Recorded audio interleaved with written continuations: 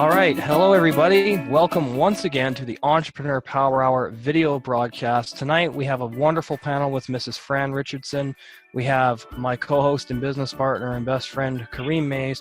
We have Mr. Bill Maybauer, and we have Dan Sissick, and we also have Mr. Carl Davis. So tonight, what we're talking about is an article I found on entrepreneur.com. And if you guys haven't been to entrepreneur.com, go to that website. Really awesome information, tons of great articles. And tonight, we're discussing 10 money habits that will help you get serious about prosperity. So the power of habit can actually be quite interesting. Rather than create 2017 resolutions that may not stick, a good affirmative is to develop positive habits this year, especially when the category is financial. So make it your goal to form new habits that will take your financial life to the next level. From learning a new skill every day or hitting the gym regularly, habit takes away the one singular thing that prevents us from getting things done: resistance. So with good habits, we no longer resist, we just do it.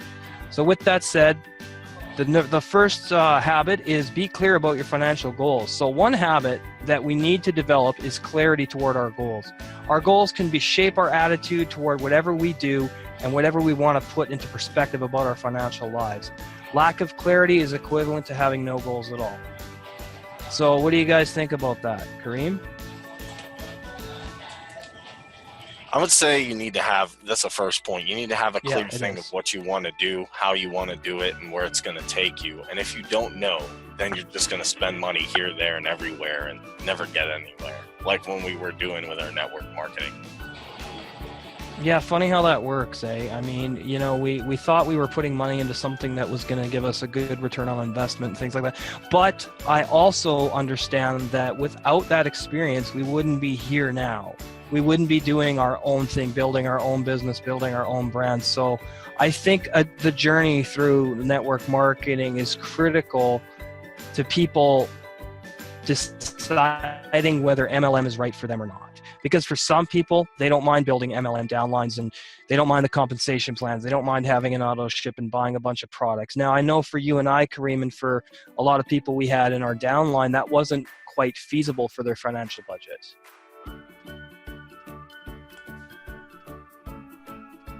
I completely agree. What do you guys think about having clear, defined financial goals? I think that helps give you a path and a direction of where to head, because like you said, if you don't know where you're going, how do you know how to work towards getting there?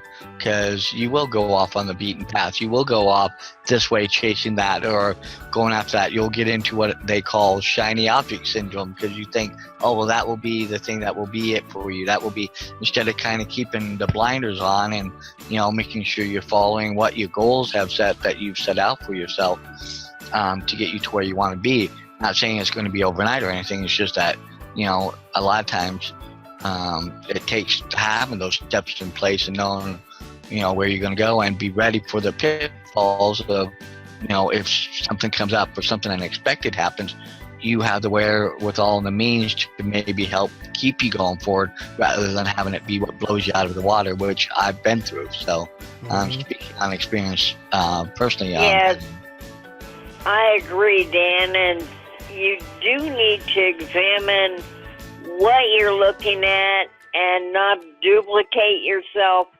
I found early on in my entrepreneur career that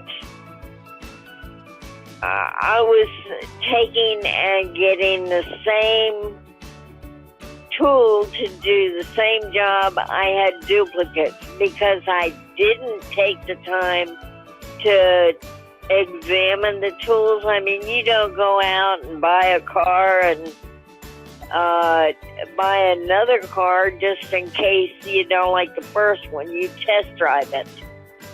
So I didn't test drive my tools, and I had like 3 tools for an autoresponder.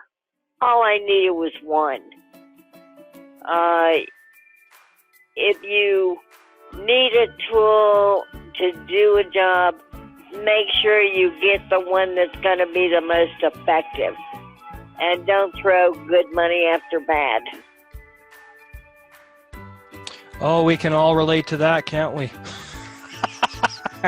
putting money into things that that we really don't need, or throwing money away on stuff that, because here's the thing that I've come to learn in my 6 years in my career as a networker. When we first hear about an opportunity, we want to jump on it. We look at it, we evaluate it, we go to mlmwatchdog.com. By the way, if you guys haven't heard of that site, it's a great website for you to go and keep up to date on the latest marketing companies, MLM marketing companies, whether they are legitimate, whether they are scams. Hello, Miss Paula James. Thank you for joining us again. And it's really a great resource for people out there that may not know what legitimate network marketing companies are versus what Ponzi schemes are. So I think that for people out there, check out mlmwatchdog.com. It's a great site, and I can't recommend it enough. Which is going to bring me to my next point.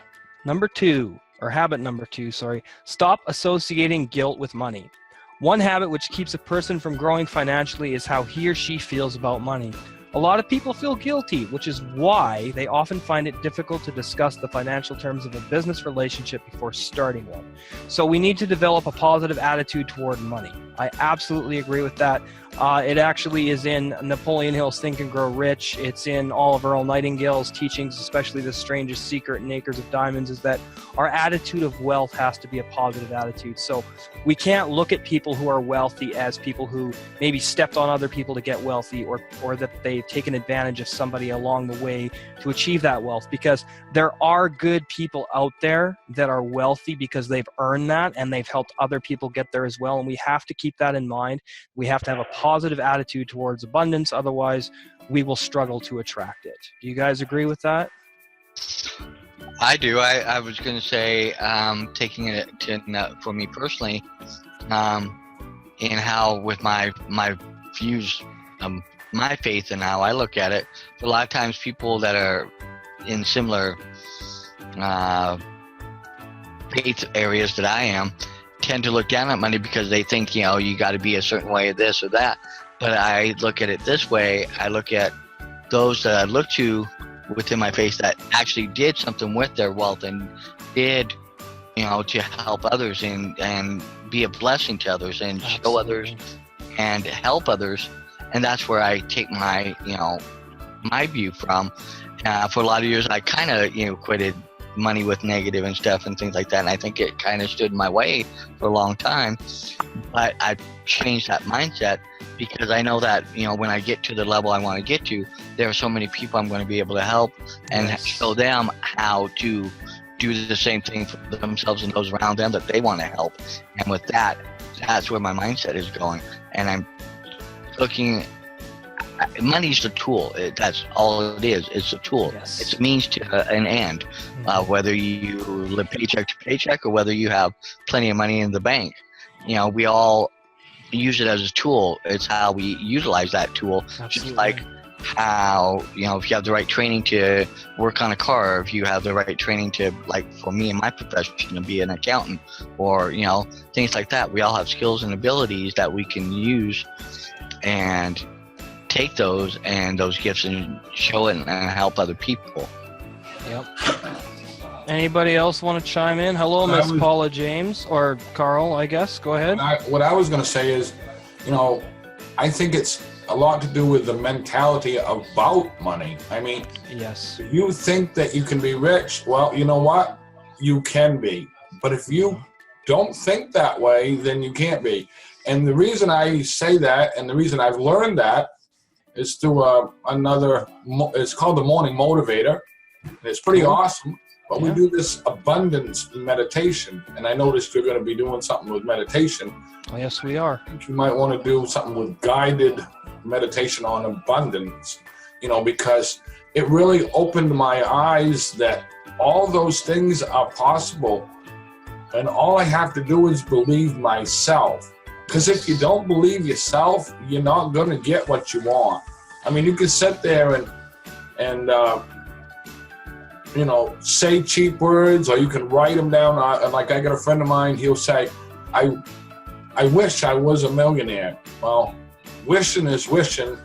That I will be a millionaire is a whole different mindset. Yeah, and it is.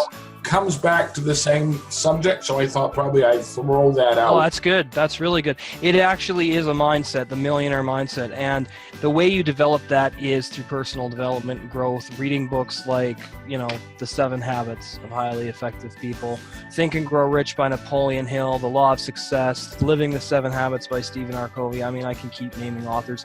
The Secret of Success by Earl Nightingale, etc. Acres of Diamonds by Russell Conwell. I mean, what it is you have to expect what you want to happen. So Exactly. if you're sitting around and you're like, man, I want to get wealthy, but you're not thinking in terms of wealth, you're not going to attract the opportunity for your wealth to grow. Exactly. That's the whole thing about it. You'll never become wealthy with a negative about money mindset. You have to say, I'm going to be a millionaire, regardless if I am or not. Now, I learned this way back when I first started in network marketing and actually in Amway, showing the plan.